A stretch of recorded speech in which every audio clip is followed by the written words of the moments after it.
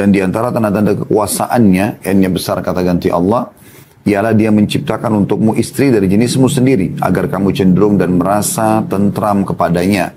Dan dijadikannya di antara kamu rasa kasih dan sayang. Sesungguhnya pada yang demikian itu benar-benar terdapat tanda-tanda bagi kaum yang mau berfikir. Ya. Artinya Allah subhanahu wa ta'ala menjadikan rumah tangga itu yang ditata dengan benar. Ya, tidak harus selalu berpatokan dengan finansial ataupun keuangan. Tapi bagaimana pembenahan jiwa, hati, ya, akhlak, atau karakter yang baik dengan menerapkan agama dalam rumah tangga tersebut, itu yang diprioritaskan. Ya, kalau masalah finansial itu pelengkap, ya. Makanya banyak sekali rumah tangga, mungkin rumahnya mewah, kendaraannya mewah, harta melimpah, tapi tidak ada kebahagiaan di antara suami istri tersebut. Kita temukan, karena memang masing-masing sibuk dengan kesibukannya, dan memang tidak ada unsur agama sedikit pun yang dijadikan sebagai pondasi dalam rumah tangga itu. Sementara kita temukan ada orang mungkin miskin keadaannya, tapi sangat bahagia. Tiap hari terjadi keromantisan, keharmonisan dalam rumah tangganya. Karena memang yang diterapkan dalam rumah tangga tersebut adalah agama. Ya.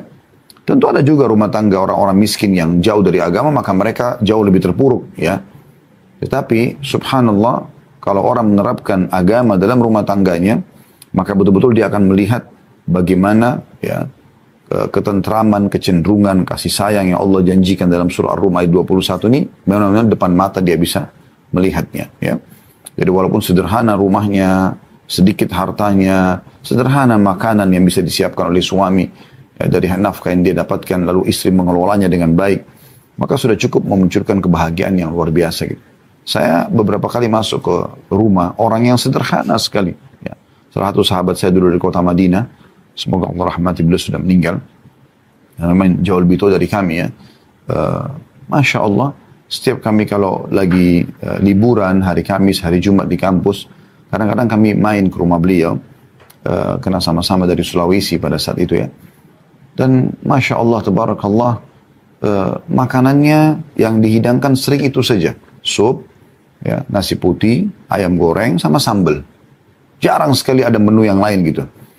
Tetapi saya tidak pernah menemukan setiap kali makan itu bersama teman-teman mahasiswa yang lain, tidak pernah kehilangan selera dan kehilangan kenikmatan. Dan dia pun kelihatan pada saat makan, Masya Allah, dia sangat lahap. Dia pekerjaannya pas-pasan. Ya. Sebagai tour leader dalam travel haji dan umrah, kalau ada dia dapat, kalau lagi tidak ada dia nggak ada uang gitu kan. Tapi subhanallah, pengelolaan di tangan istri salihah, ya. Walaupun tempat pas-pasan, uang pas-pasan, tapi Masya Allah, tabarakallah, ya, selalu berkah, nyaman. Dibandingkan, saya juga pernah masuk ke dalam rumah yang sangat mewah, ya, yang Allah SWT mudahkan, kaya raya, sudah tidak terhitung lagi hartanya, tapi tidak ditemukan itu. Si suami makan sendiri, si istri juga makan sendiri, ya. Kadang-kadang suami masih di rumah, istri sudah keluar, ya. Atau sebaliknya, ya, istrinya masih sementara siap-siap, tapi suami sudah harus keluar, sehingga tidak ada duduk bersama, tidak ada makan bersama, hilang kenikmatan yang harusnya bisa dinikmati, yang tidak bisa dinilai dengan harta. Ya. Oleh karena itu kita harus betul-betul menjadikan ayat ini, teman-teman, kita bisa melihat tanda-tanda kebesaran Allah Subhanahu Wa Taala dalam rumah tangga kalau kita menerapkan agama. Ya, dan itu yang diharapkan dari bahasan kita ke depannya, insya Allah. Juga bagaimana hadis Nabi SAW, beliau mengatakan, ini yang beliau jadikan landasan juga dalam menulis buku ini. Ya ma'asyara syabab, man istata'a minkumul ba'ata falyatazawwaj, fa innahu aghaddu lil basari wa ahsanu lil farji, wa man lam yastati' fa 'alaihi bis shaumi fa innahu lahu wija'. Wahai para pemuda, barang siapa yang mampu menikah, maka menikahlah. Karena menikah lebih baik atau lebih dapat memelihara pandangan dari yang haram, dan juga menjaga kesucian kemaluan, sehingga tidak diletakkan kecuali pada yang halal. Siapa yang tidak mampu, ya, belum mampu melakukan biologis atau jima, di sini bukan sama sekali hubungannya dengan finansial, ya, atau uang, atau jabatan, atau jenjang pendidikan, ya. Tapi kemampuan seorang suami sudah merasa mampu menumpahkan spermanya, lalu mulai hari itu apa yang dia makan dia berikan pada istrinya. Kalau dia punya anak juga dia berusaha memberikan semampunya kebutuhannya. Dan kalau seorang perempuan sudah mampu untuk siap untuk digauli oleh seorang laki-laki, kemudian dia menerima sperma suami di masa subur, mungkin dia hamil, maka kemudian dia punya anak, dia siap untuk menjadi seorang ibu, satu sisi istri, satu sisi jadi seorang ibu, maka dia sudah masuk dalam orang yang mampu. Nah yang belum mampu, kata Nabi SAW, maka hendaklah ia berpuasa, karena puasa dapat mengekang syahwatnya. Hadis ini riwayat Bukhari Muslim. Lalu beliau mengatakan, ini kita masih dalam mukaddimahnya ya, supaya kita tahu kerangka fikir, apa sih yang diinginkan oleh penulis di sini. Beliau mengatakan banyak lagi nas dan dalil yang mengindikasikan keutamaan dan keuntungan menikah. Mungkin ada di antara kita sekarang yang hadir dalam acara ini mengatakan, saya sudah berumah tangga Ustaz. Untuk apa? Baru mau membahas masalah pernikahan.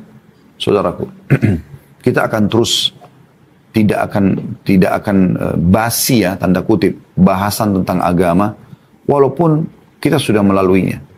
Paling tidak kita akan mendapatkan keutamaan majelis ilmu, atau mungkin kita bisa memperbaiki niat kita.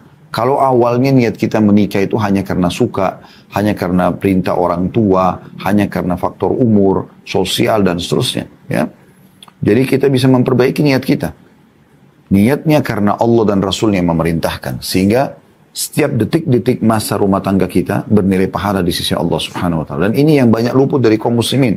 Kita bicara lingkup di negara kita aja, Indonesia. Gitu kan. Sayang sekali gitu. Mereka sudah melalui rumah tangga puluhan tahun, belasan tahun, puluhan tahun, tapi ternyata tidak berpahala. Karena memang tidak diniatkan mengerjakan ibadah. Mirip orang mengerjakan sholat malam hanya karena diperintahkan oleh orang tuanya. Hanya karena nggak enak sama atasannya atau teman-temannya pada saat lagi safar bersama. Akhirnya dia mengerjakan sholat malam. Kan beda sekali dengan orang yang mengerjakan karena Allah dan Rasulnya. Ada orang, nggak ada orang, tetap aja dia menjalani. Dan juga dia tidak akan pernah merasa bosan dan akan siap melalui suka dukanya. Kan begitu. Nah, itu bisa saja terjadi. Atau mungkin orang yang sudah sepuh di antara kita yang mengikuti acara ini, dia bisa mengajarkan teori ini kepada anak-anaknya, kepada cucunya, yang mungkin dulu dia pada saat berumah tangga gagal, maksudnya tanda kutip sini gagal, belum menjalankan sesuai dengan syariat Allah SWT. Kemudian beliau mengatakan, catatan ringkas buku ini juga memuat hukum menunda perkawinan hingga setelah atau selesai studi. Ini kan banyak orang tua begitu ya, menghubungkan antara pernikahan dengan prestasi dunia, terutama anak perempuan. Penjelasan tentang ciri-ciri wanita saleh disebutkan dalam firman Allah Subhanahu wa Ta'ala. Jadi beliau nanti menyerincikan dari ayat Allah SWT surah An-Nisa ayat 34. A'udhu billahi minasyaitonir rajim. Fassalihatu qanitatun hafidhatun bil ghaibi bima hafidhallah. Sebab itu maka wanita yang salihah ialah yang taat kepada Allah lagi memelihara diri ketika suami tidak ada. Karena Allah telah memelihara mereka. Jadi maksudnya nanti akan beliau jawab dengan ayat ini gitu. Kemudian beliau mengatakan catatan ringkas buku ini juga akan memuat hukum poligami yang diperintahkan Allah Subhanahu wa Ta'ala. Karena Nabi SAW rumah tangganya berpoligami. Dan banyak di antara muslim dan muslimah melalui poligami. Maka butuh dijelaskan bagaimana hukum yang benar sesuai dengan yang ditunjukkan oleh Nabi SAW. Karena banyak juga yang mempraktikkan tapi mereka salah. Sehingga muncullah persepsi negatif tentang masalah hukum yang mulia ini. Sementara Allah menyebutkan dalam surah An-Nisa ayat 3. A'udzu billahi minasyaitonir rajim fankihu ma taba lakum minan nisa'i mathna wa thulatha wa ruba'. Maka nikahilah wanita yang kamu sukai 2, 3 ataupun 4. Kata beliau karena kadang-kadang istri tidak bisa melahirkan anak, maka terbukalah pintu poligami atau mungkin kena mengalami haid dan nifas yang mungkin rutin sehingga suami pada saat butuh dia tidak bisa melayaninya. Atau memang hanya murni ingin menjalankan perintah agama. Dan beliau mengatakan banyak orang yang salah faham ya dengan firman Allah Subhanahu wa Ta'ala dalam surah An-Nisa 129 ya dalam masalah poligami ini. A'udzu billahi minasyaitonir rajim wa lan tastati'u an ta'dilu bainan nisa'i walau harastum. Dan kamu sekali-kali tidak akan dapat berlaku adil di antara istri-istrimu walaupun kamu sangat ingin berbuat demikian. Kata beliau ayat ini sama sekali bukan alasan untuk menolak poligami. Karena yang dimaksud dengan tidak bisa adil di sini atau kalian tidak bisa adil adalah cinta kasih ya dan juga masalah aplikasi biologis gitu ya. Tidak mungkin dia bisa melakukan hal yang sama ya kepada istri-istrinya gitu. Tapi akan berbeda variasinya, jenisnya dan seterusnya ya. Dan itulah yang dicontohkan atau disebutkan dalam hadis Nabi SAW. Allahumma hada qasmi fima amliku fala talumni fima tamliku wala amlik. Artinya, ya Allah ini adalah bagianku yang aku kuasai, maka janganlah engkau mengecamku atau menghukumku dalam sesuatu yang engkau kuasai dan aku tidak kuasai. Diriwayatkan oleh Ashabus Sunan, dari nyatakan sahih oleh Ibn Hibban dan juga Al-Hakim. Artinya, Nabi SAW coba menjalankan semampu beliau, kemudian beliau pun SAW mengembalikan kepada Allah Subhanahu wa ta'ala. Jadi, memberikan hak pasangan bukan hanya sekedar karena kita nggak enak sama dia, atau nggak enak sama mertua, atau merasa itu adalah rutinitas umumnya orang di sekitar kita dalam rumah tangga. Bukan, saudaraku. Tapi bagaimana kita mengerjakan itu karena Allah Subhanahu wa ta'ala yang perintahkan. Sehingga kita tidak pernah jenuh dalam mengerjakan masalah ini. Ya. Bagaimana Imam Ahmad rahimahullah pada saat ditanya tentang masalah bagaimana, seorang laki-laki mengatakan, bagaimana kalau kami lagi tidak mood sama sekali, atau lagi jengkel sama istri. Kemudian ya, dia minta untuk dilayani atau mungkin melakukan interaksi biologis. Nah, kata Imam Ahmad, iya. Kata orang itu, apakah kita akan mendapatkan pahala? Kata Imam Ahmad, iya. Karena kamu bisa niat untuk mendapatkan anak atau untuk memberikan haknya si istri tadi. Itu juga itu kalau laki-laki. Kalau seorang wanita, pernah datang seorang ibu kepada Aisyah radhiyallahu anha lalu mengatakan, wahai ummul mukminin, bagaimana kalau kami sedang tidak mood, lagi jengkel sama suami, lalu dia minta dilayani? Apakah kami berdosa kalau kami menolak? Kata Aisyah, iya. Ya. Karena di sini bukan masalah kita suka atau tidak suka, tapi permasalahan adalah perintah Allah dan Rasulnya.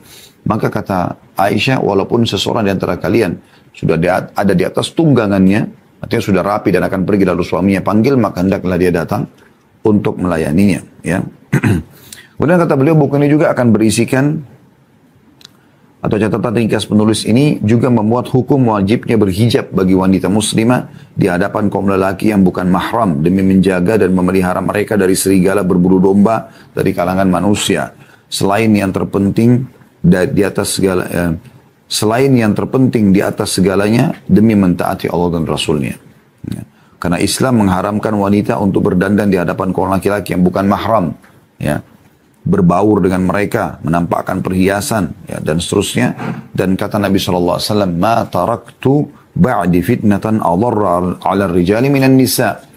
Tidak aku tinggalkan bencana yang lebih berbahaya bagi kaum laki-laki daripada wanita. Hadis ini diriwayatkan oleh Bukhari dan juga Muslim. Kata beliau, selain itu, perbuatan tersebut juga mengarah kepada perbuatan zina sebagai salah satu dosa terbesar dan salah satu faktor yang merusak kehormatan, menyebarnya berbagai penyakit, simpang siurnya nasab dan selainnya.